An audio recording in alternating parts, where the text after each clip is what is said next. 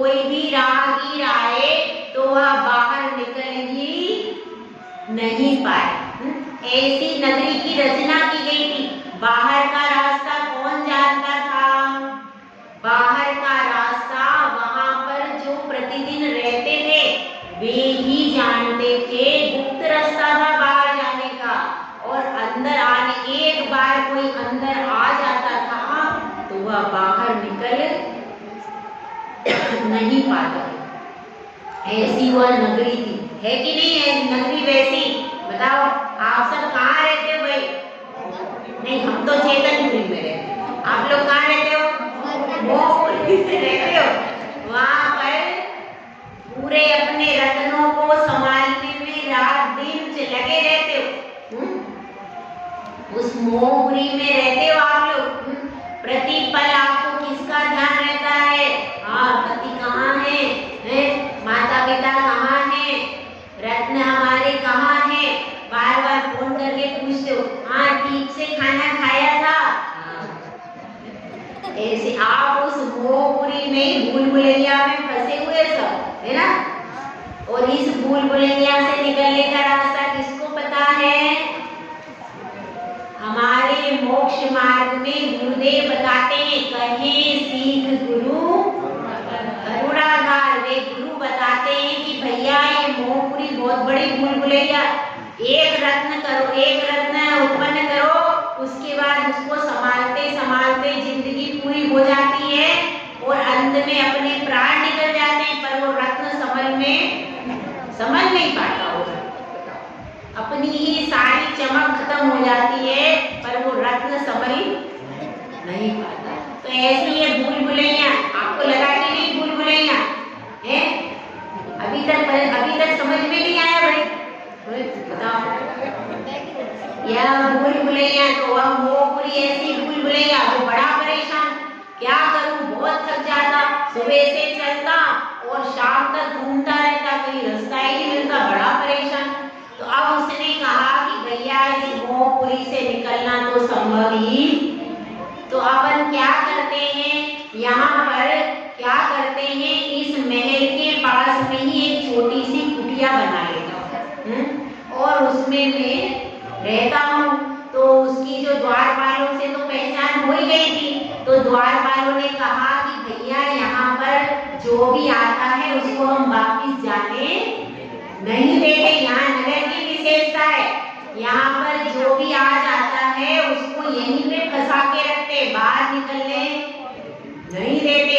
इसलिए आप यहाँ पर रहो और हम जो भी आपको चीज चाहिए सारी सुविधाओं की व्यवस्था आपकी कुटिया में कर देंगे। तो अब वो बेचारा बाहर तो निकल नहीं पा रहा था, तो वहीं पर वो कुटिया में चेतन राजा रहने लगा मोहपुरी में। अब इधर देखो, मोहपुरी के अंदर का अपन दृश्य देखते हैं कि उस नगरी में कौन था? मोहपुरी तो नगरी का नाम, और राजा का नाम क्या था? मोहनी। राजा का नाम मोहनी, हाँ, और रानी का नाम क्या था? बताया था मैंने? नहीं बताया, मोहिनी। उसका नाम क्या था? रानी का नाम मोहिनी। और रानी वहां की मोहिनी थी और उनका एक पुत्र था, उसका नाम क्या था? मिथ्या। एक ही उनका लाडला पुत्र था और वह पूरी तरह से राग द्वेष में ही बड़ा रहता था। अब वह पुत्र था। तो अब देखते हैं अंदर का दृश्य, अंतःपुर का दृश्य देखते हैं। वहां पर कौन बैठा है? मोह राजा बैठे हैं और पास में उनकी मोहिनी रानी बैठी है। अब मोह राजा बहुत चिंतित है, तो उनकी रानी जो है कैसे बोलेगी भाई? क्या बोलेगी बताओ? क्या बोलेगी? हे स्वामी, देखो बता दिया उन्होंने, सबको पता है। हे स्वामी, हमारे यहाँ सब कुछ बहुत अच्छा है, हमारे मोह का साम्राज्य तीनों लोकों में फैला हुआ है। केवल एक मुनिराज ऐसे हैं जो हमारे फंदे से अलग है, बाकी पूरी जनता, पूरा संसार हमारे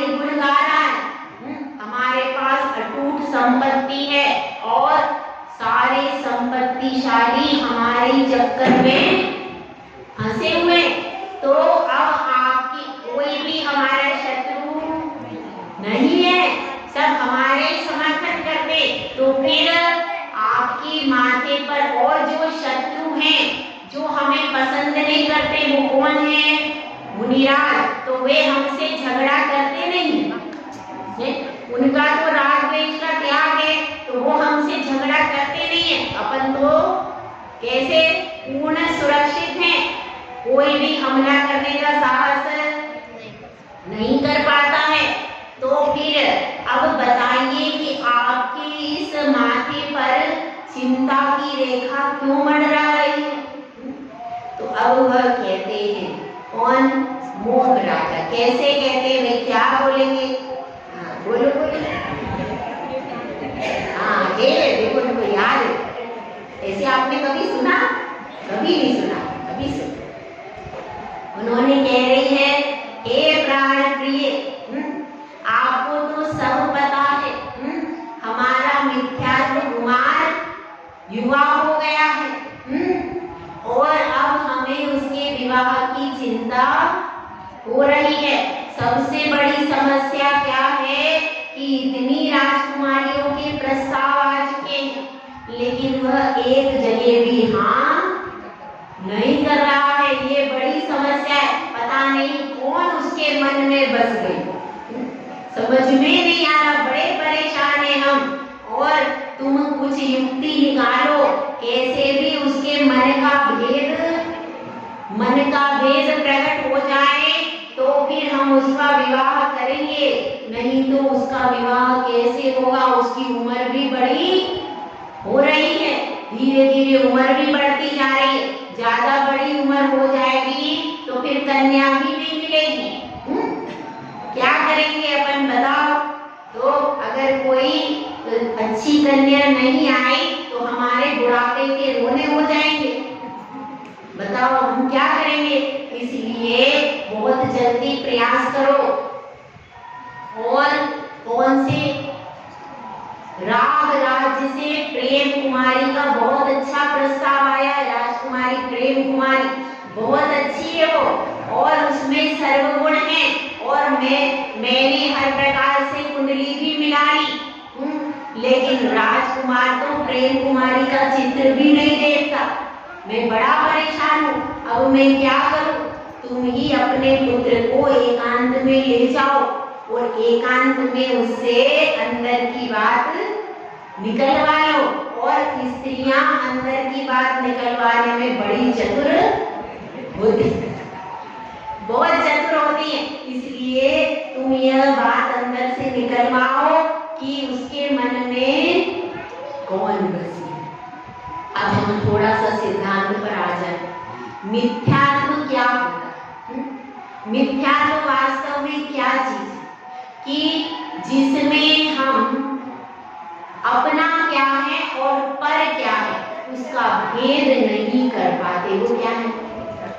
बिल्कुल सीधी और सरल परिभाषा क्या हुई?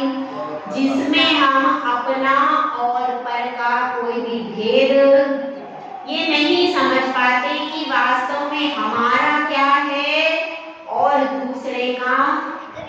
बस सबसे शॉर्ट एंड स्वीट परिभाषा, और तो फिर बहुत सारी परिभाषा है। तो जिसमें ऐसी हमारी नींद होती है कि हमको तो लगता है कि हम जाग रहे, पर वास्तव में हम मोह की नींद में सो रहे होते हैं। लेकिन हमको लगता है कि हम तो जागते हैं, लेकिन वह मोह की नींद में हम सोए रहते हैं। हमको लगता है ये घर हमारा है, ये परिवार हमारा है, हम इनके बिना जिंदा नहीं रह सकते। ऐसी परिणति होती है किसकी? मिथ्या दृष्टि जीव की। वह यह समझता है कि यह घर मेरा है, यह पत्नी पुत्र परिवार मेरा। कहने की बात अलग है भाई, कहना अलग चीज है। आपको व्यवहार में तो यही कहना पड़ेगा कि यह पत्नी मेरी है, क्योंकि उसको तो दूसरे की कभी भी नहीं कह सकते। हाँ बेटे को तो कह देंगे, कोई रिश्तेदार आएगा, कोई महाराज आएंगे तो बोल दिन, हाँ महाराज आइए आपका ही बेटा है, ऐसा कह देते हैं। क्या कहते हैं, कोई पड़ोसी आ जाता है, कोई दादा आ जाता है, सबके लिए कह देते क्या आपका ही बेटा है, लेकिन अपनी स्त्री के लिए कहते क्या बीवी, वो तो बिल्कुल पर्सन।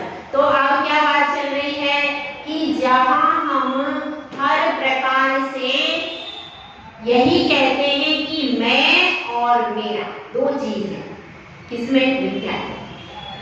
मैं कौन हूं, मेरा नाम यह है, क्या नाम है मेरा, जो भी अपना नाम है उसी नाम के पीछे लगे रहना रात दिन, मेरा नाम बड़ा हो जाए, मेरी धन संपत्ति बढ़ जाए, मेरे दुकान मकान, इन्हीं के पीछे रात दिन अपने आप को उसी में लगाए रखना। यानी मेरा नाम, मेरा सब कुछ, मैं, उसमें अहंकार रहता है, मद रहते हैं। बताया था ना अभी, 8 मद रहते हैं, किसमें, मिथ्यात्व में 8 मद उसमें समाहित होते हैं। उसको कहीं अपने रूप का घमंड होता है, कहीं कुल का घमंड होता है, कहीं जाति का घमंड होता है, कहीं पैसे का घमंड होता है, कोई ना कोई मद उसके लगा ही रहता है, किसके, मिथ्यात्व। और क्या होता है, जो 7 तत्व के विपरीत श्रद्धान करता है, 6 द्रव्य के विपरीत श्रद्धान करता है, यानी शरीर को ही आत्मा मानता है, यह सोचता है कि ये शरीर क्या है, यह ही मैं हूँ, जो दिख रहा है, जो चल रहा है, यह शरीर ही मैं हूँ, और शरीर के मरण को अपना मरण मानता है, और आत्मा के मरण को जानता ही नहीं है। आत्मा का मरण होता है क्या, आत्मा का मरण होता ही नहीं। वह सोचता है कि यह शरीर मर गया तो मैं मर गया, यह शरीर उत्पन्न हुआ तो मैं उत्पन्न हुआ। शरीर की उत्पत्ति में अपनी उत्पत्ति और शरीर के मरण में अपना मरण जानता है कौन, उसके लिए शरीर ही सब कुछ है। शरीर कोई सजाना, संभालना यही करता रहता है प्रतिपल। उसकी आत्मा के प्रति कोई रुचि, कोई ज्ञान, कोई प्रतीति, कोई अनुभव कुछ भी उसका नहीं होता। तो उसको क्या कहते हैं, मिथ्या। ये छोटी सी परिभाषा, और भी अपन आगे भी इसकी परिभाषाएं देखेंगे, अभी छोटी सी परिभाषा आपको बता।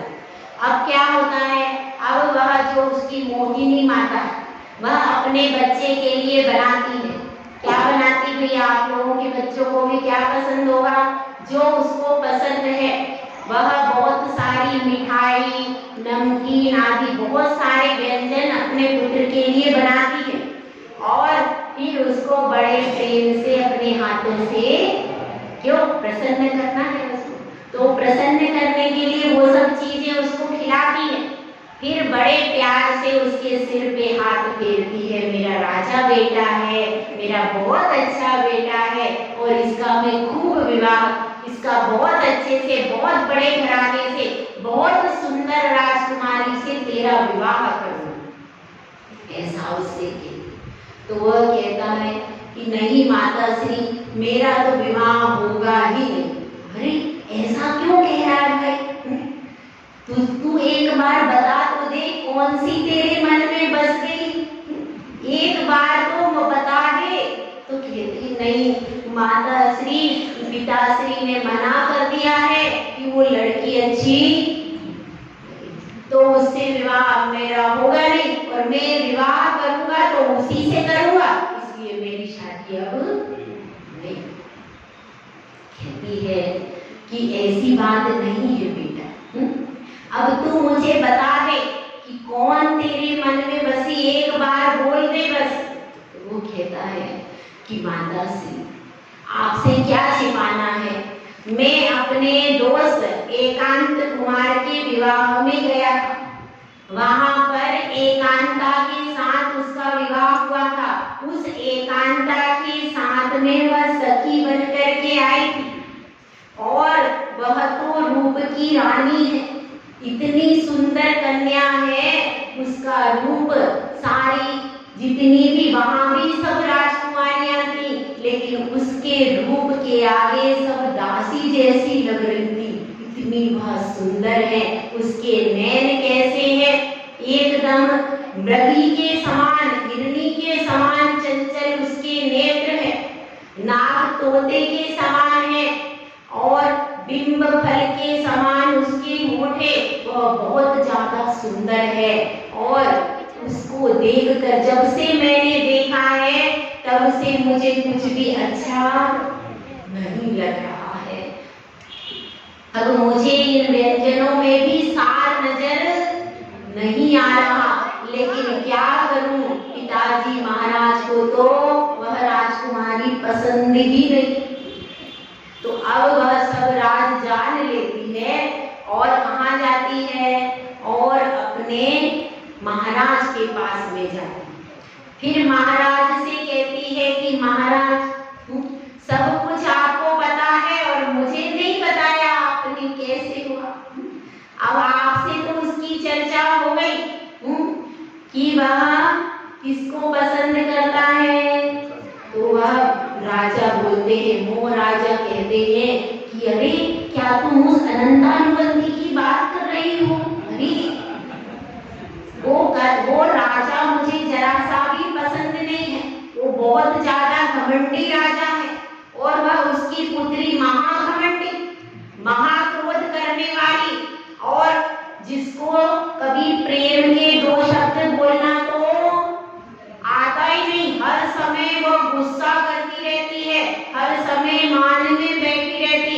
ये बात सही है कि बहुत सुंदर है, ये गुण तो उसमें है, लेकिन एक ही गुण है, उसके अलावा और कोई भी गुण नहीं है। अगर उससे विवाह करेंगे तो ऐसे समझी से मेरी तो एक मिनट नहीं पटेगी। ऐसे समझी का बताओ, तो राग द्वेष, उनके राग द्वेष दो बेटे हैं, एक भी गुण उसमें नहीं, सारे दिन झगड़ा होता रहता है। ऐसे परिवार में समझ नहीं आना करके मैं कहाँ जाऊंगा। तो इसीलिए मैंने उसका प्रस्ताव निरस्त कर दिया है। तो वह कहती है, देखो समस्या बहुत गंभीर है, मिथ्या तो हट करके बैठा है कि विवाह करूंगा तो इसी से करूंगा। अब यदि हम ना करेंगे तो क्या होगा, वह तो किसी तरह मान नहीं रहा है, वह भोजन भी अच्छे से नहीं कर रहा है। अब तो समझदारी इसी में है कि उसी के पास विवाह का प्रस्ताव भिजवा दीजिए, और हमारे पास कोई उपाय नहीं बचा है। तो अब जब यह बात सुनता है कौन, राजा, मोहनी राजा, तो वह कहता है कि ठीक है, अब वह नहीं मान रहा है तो उसी को गले में बांधना पड़ेगा, क्या करें। तो इस तरह से वह विवाह का प्रस्ताव कहाँ पहुंचता है, कषायपुरी में। कषायपुरी में कहाँ पहुंचता है, कलुष राजा। कषायपुरी के राजा का नाम क्या था, कलुष राजा। उस कलुष राजा के यहाँ पर कौन थी, उसकी रानी थी, द्वेष कुमारी नाम की उनकी रानी थी। उसके यहाँ पर वह विवाह का प्रस्ताव पहुंचता है। और अब देखिए, अब सब कहाँ चलते हैं, कषायपुरी। कषायपुरी में चलते हैं, वहां पर कहाँ कौन बैठी है, अनंतानुबंधी। अनंतानुबंधी वहां पर बैठी है और उसके भी माता पिता उसके आगे बैठे हुए हैं। वे भी तरह तरह से चित्र दिखा रहे, देखो यह प्रेम कुमार है, यह बहुत बड़ी नगरी का राजकुमार है, इस बहुत शूरवीर है, सारी कलाओं और विद्याओं में अत्यंत निपुण है, इसका कोई शत्रु भी, सैन्य भी वध नहीं कर सकती, इतना ज्यादा शूरवीर है इससे। और इसने स्वयं तुम्हारे लिए प्रस्ताव रखा है, प्रस्ताव भेजा है, तुम्हारे हाँ करने की देर है। तो अब अनंतानुबंधी उसको देख नहीं कर सकते। उसके बाद और भी प्रस्ताव दिखाते हैं, तरह तरह के कई प्रस्ताव दिखाते हैं, लेकिन अनंतानुबंधी किसी पर भी हाँ नहीं कह रही। उसी समय एक जो दूत होता है वह इसका मिथ्यात्व का प्रस्ताव लेकर के आ जाता है, और जैसे ही वह दूत अंदर आ जाता है तो फिर वह कहता है कि हम कहां से, मोहपुरी से आए हैं और मिथ्यात्व का प्रस्ताव अनंतानुबंधी के लिए लेकर के आए हैं। तो अनंतानुबंधी का चेहरा एकदम खिल जाता है और खिल जाता है, और वह उसके लिए चित्र, पहले चित्र बनते तो चित्र और सारा संदेश लेकर के आ जाता है, और उसके चेहरे से माता पिता समझ जाते हैं कि इसकी सहमति है, और फिर वह उस फोटो को अनंतानुबंधी खुद ले लेती है हाथ में और देखने लगती है। तो इसके माता पिता अत्यंत प्रसन्न हो जाते हैं कि अब हमारे सर से बला टल जाए, बहुत प्रसन्न हो जाते हैं। और फिर क्या हो जाता है, अब सब तरफ से तैयारियां शुरू हो गई। किसकी? मिथ्यात्व के साथ में अनंतानुबंधी के विवाह की तैयारियां जोर शोर से हो रही हैं। और क्या होता है, अब धीरे धीरे शहनाई बज रही, सब जगह क्या हो रहा है, चौक पूरे जा रहे हैं, शहनाइयां बज रही है, ढोल बज रहे, मंजीरे बज रही। इतनी बड़ी, दोनों ही बड़े बड़े राजा थे, तो सब जगह विवाह का उत्सव मनाया जा रहा। अपन थोड़ा सा अनंतानुबंधी के बारे में जाने। अनंतानुबंधी क्या है? जो अनंत संसार का अनुबंध कराती है उसको कहते हैं अनंतानुबंधी। जिसके जो जब रहती है तो संसार कभी भी खत्म नहीं हो सकता। अगर अनंतानुबंधी का सद्भाव है तो अनंत संसार में परिभ्रमण कभी रुकता नहीं है। वह हमेशा मिथ्यात्व के साथ में ही रहती है, उसके साथ कभी छोड़ती नहीं है। और क्या करती है, उस कषाय का वासना काल है 6 महीने के ऊपर। 6 महीने तक यदि अनंतानुबंधी कषाय रहे तो वह व्यक्ति सम्यक दर्शन के साथ रह सकता है, लेकिन 6 महीने के ऊपर यदि कषाय चली गई तो फिर उसका गुलिस्थान नियम से दूसरा या पहला हो जाता है। तो इस चीज को हमको समझना है कि यह कषाय हमारे लिए हितकारी कभी भी नहीं। अनंतानुबंधी कषाय कब बनती है? 4 प्रकार की अनंतानुबंधी कषाय होती है। अनंतानुबंधी क्रोध, अनंतानुबंधी मान, अनंतानुबंधी माया और अनंतानुबंधी लोभ। तो अनंतानुबंधी मान कैसा होता है?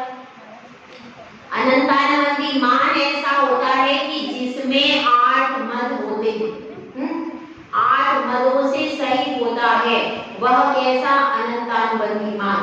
और वह मान 6 महीने से ज्यादा हो जाता है। 6 महीने के पीरियड को जब पार करता है तो क्या किसकी श्रेणी में आएगा? अनंतानुबंधी मान।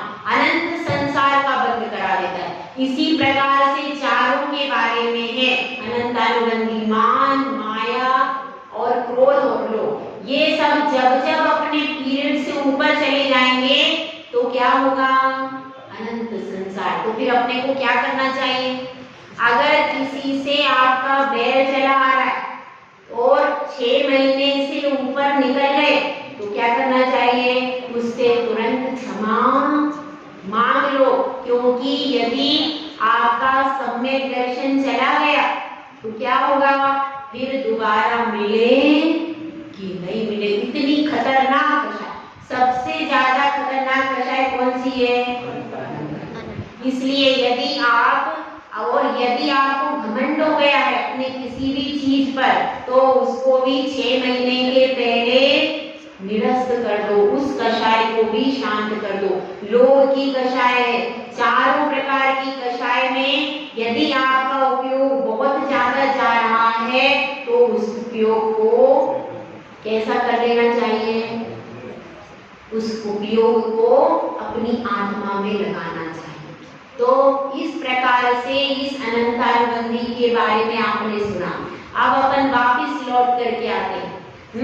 अब वहां पर शहनाई बज रही है और अब अनंतानुबंधी के हाथ बातों में उसकी सखियां मेहंदी रचा रही हैं। तो एक सखी पूछती है कि हे सखी, मुझे तो कुछ समझ में नहीं आया, एक से एक हैंडसम, एक से एक अच्छे पैसे वाले शूरवीर, विद्या कला में निपुण, एक से एक राजकुमार तेरे पास प्रस्ताव लेकर के आए। मिथ्या तो कुछ अच्छा भी नहीं दिखता है।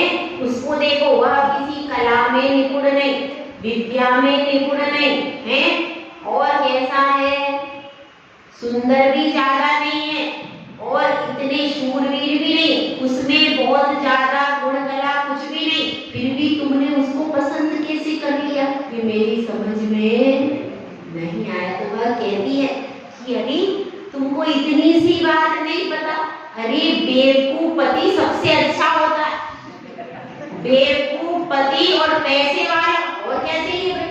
हाँ, उसको बेवकूफ बनाकर अपन जितना चाहो उतना निकाल सकते। समझदार ज्यादा पति होगा तो हमारी सुनेगा क्या, वो नहीं सुनेगा। समझदार पति कभी भी मेरी थोड़ी सुनेगा, वो तो खुद विद्वान है, उसकी मुझे सुननी पड़ेगी। तो इसलिए बेवकूफ और पैसे वाला पति सबसे अच्छा होता है। और मैंने बिल्कुल सही निर्णय किया है। मुझे कह रहे तो मुझे पहले क्यों नहीं बताया। सखी क्या कह रही कि मुझे पहले बता देती तो मैं भी तो सही चुनाव कर लेती। तो अब ऐसे मेहंदी लग रही है और इधर मिथ्यात्व भी बहुत खुश है, अपने सारे दोस्तों के बीच में बैठा हुआ है कि उसके दोस्त कौन से हैं भाई, 5 दोस्त हैं उसके। कौन से एकांत, विपरीत, विनय, संशय और अज्ञान। यह 5 उसके प्रिय दोस्त हैं। उन सब दोस्तों की भी शादी हो गई है और सब अपनी अपनी वधू को लेकर के वहां पर आए हैं। कहां पर, और ये उसके बहुत प्रिय मित्र हैं। क्योंकि एकांत मिथ्यात्व किसको कहते हैं भाई, बताओ। एकांत क्या, एकांत का अर्थ है जहां पर एक पक्ष का ही समर्थन किया जाता है। धर्म क्या है, अनेकांत। अनेकांत क्या होता है, एक वस्तु में अनेक धर्मों की सिद्धि, अनेकांत कहलाता है। एक वस्तु में कितने धर्म होते हैं। अब जैसे यहाँ पर संजय जी बैठे, वे मुक्ति के कौन है, पिता, मैना के कौन है, पति, ठीक है। और आप सबके कौन है, समाज के सदस्य। कितने सारे रूप हैं उनके, बहुत सारे। किसी के चाचा भी है, किसी के मामा भी है, किसी के कौन कौन है, कितने रिश्ते हैं उनके यहाँ पर। और समाज के सदस्य भी हैं, उपाध्यक्ष पद पे भी कितने सारी चीजें हो गई। तो एक व्यक्ति में कितने सारे धर्म हो गए, बहुत सारे। तो एक वस्तु में अनेक प्रकार के धर्म, अनेक प्रकार के गुण भी समझ सकते हो। गुण कहो, धर्म कहो, स्वभाव कहो, सब एक ही चीज है।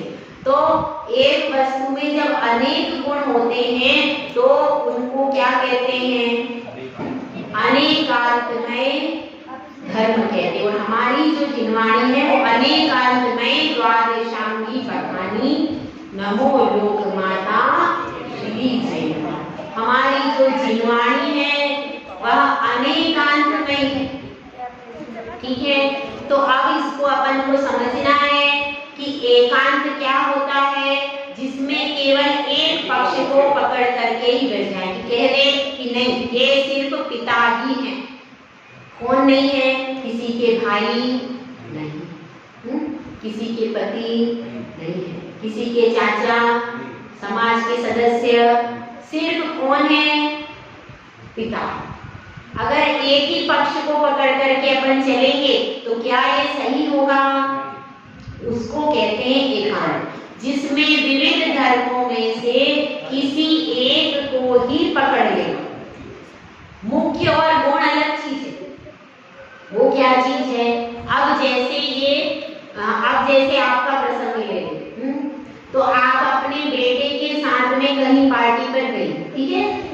आप अपने बेटे के साथ में कहीं गई हो और उस समय आपके बेटे का कोई फ्रेंड सामने से आ गया, तो वह फ्रेंड आपका बेटा उसको क्या कहेगा, ये मेरी माँ। इतना क्यों, जिस समय जो व्यक्ति, अब क्या क्या क्या केवल माँ ही है, और भी तो आपके रूप है ना, समाज में अलग स्टेटस है, लेकिन वहां पर क्या है, वहां पर आपका बेटा है तो वो अपने तरीके से आपको इंट्रोड्यूस करेगा, ठीक है। तो उस समय जैसे आपके बेटे ने आपको उस समय क्या इंट्रोड्यूस कराया, ये मेरी है, ठीक है। अब आप अपने पति के साथ में गए, पति के साथ में कहीं पर गए हैं, वहां पर आप उनको नहीं जानते, लेकिन आपके पति के कोई मित्र हैं, वहां मिल गए, तो वो कैसे इंट्रोड्यूस कराएंगे, यह मेरी धर्मपत्नी है। अब उस समय देखिए, अब जब पुत्र के साथ जाती है तब इंट्रोड्यूस करने का नाम आपका, और पति के साथ में जाती है तो अलग हो जाता है। इसमें क्या हो जाता है, दोनों धर्म आप में थे, लेकिन जिस समय जो व्यक्ति सामने है उसने क्या किया, उसको उस समय आप बेटे के साथ गए तो माँ मुख्य हो गया, माँ धर्म कैसा हो गया, माँ गुण आपका मुख्य हो गया, और अगर पति के साथ में गई तो आपका धर्मपत्नी मुख्य हो गया। लेकिन मुख्य होते हुए भी बाकी के धर्म भी आप में है कि नहीं, ये इसको जब एक मुख्य हो जाता है तो इसको कहते हैं स्यादवाद, ठीक है।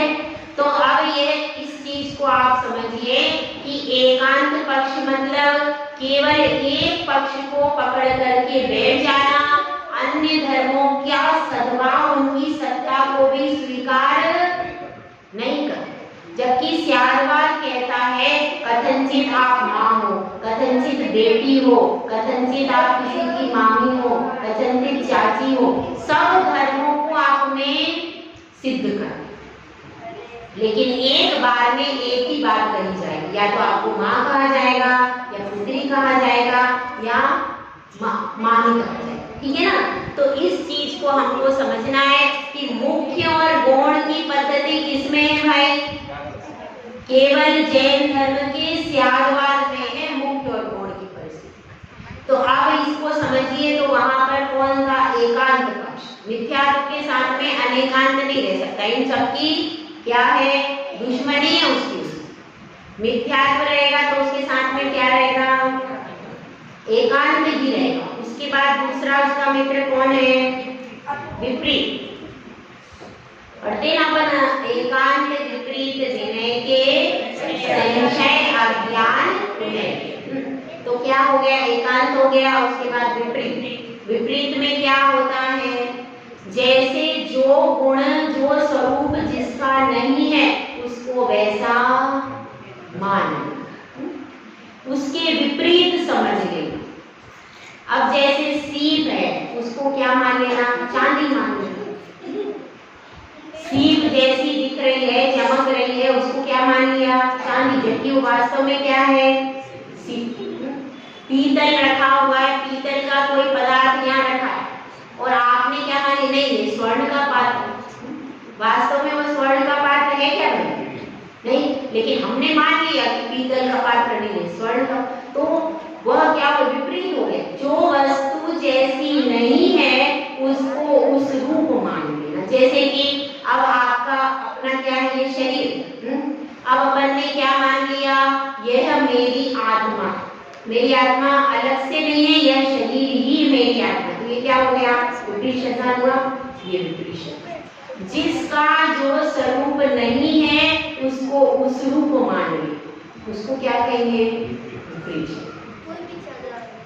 तो अब ये हो गया, एकांत हो गया, विपरीत हो गया, और फिर क्या हो गया, संशय।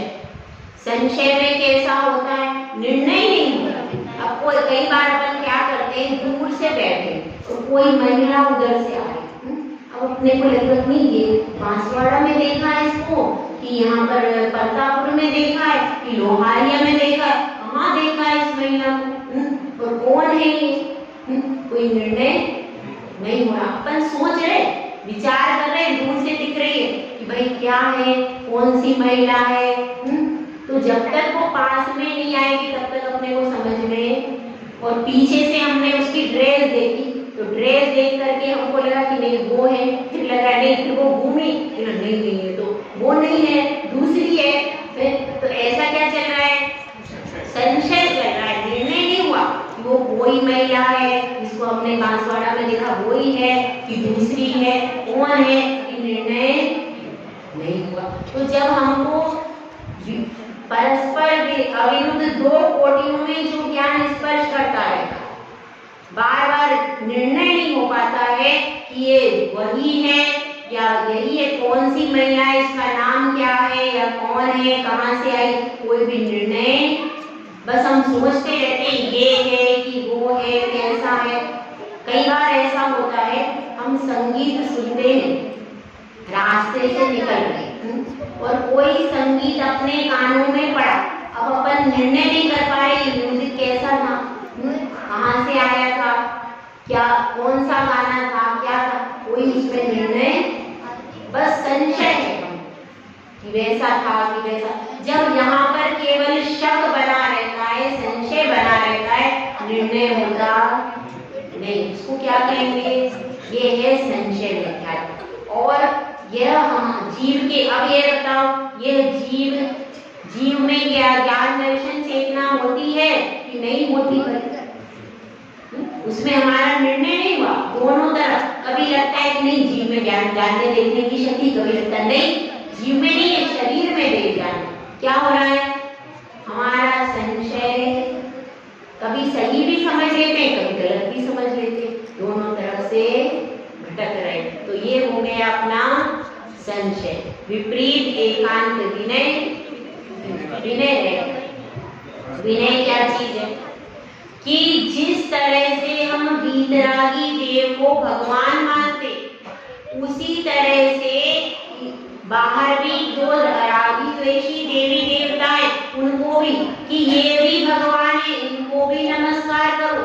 जिस तरह से हम इनको भगवान मान के पूजते हैं, वैसे ही उनको भी उसी भाव से पूजते हैं। तो ये क्या हो गया, विनय है।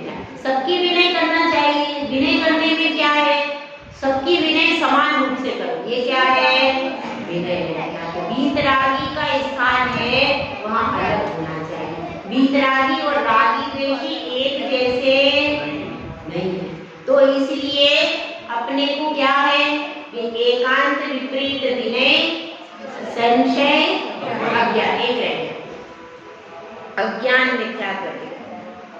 अज्ञान मिथ्यात्व में क्या होता है, अज्ञान मिथ्यात्व में इस तरह से होता है कि हमको कुछ ज्ञान ही नहीं, पता नहीं क्या है, कैसा, पता नहीं जीव का स्वरूप कैसा है, पता ही नहीं आश्रम किसको कहते हैं, कुछ पता ही नहीं है, ना मोक्ष क्या होता है, कुछ भी पता, कुछ भी ज्ञान है ही नहीं, ना अच्छे का पता है ना बुरे का पता है, कुछ भी पता ही, बिल्कुल अज्ञान अवस्था है, जिसमें अबोध अवस्था है, उसको क्या कहते हैं, अज्ञान।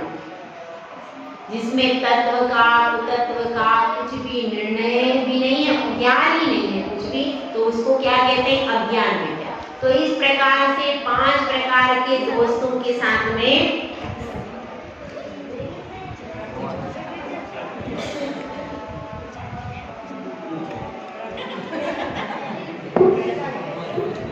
ठीक है, 5 प्रकार के दोस्तों के साथ में मिथ्यात्व बैठा हुआ है, और कल अब कैसे उनका विवाह होता है इससे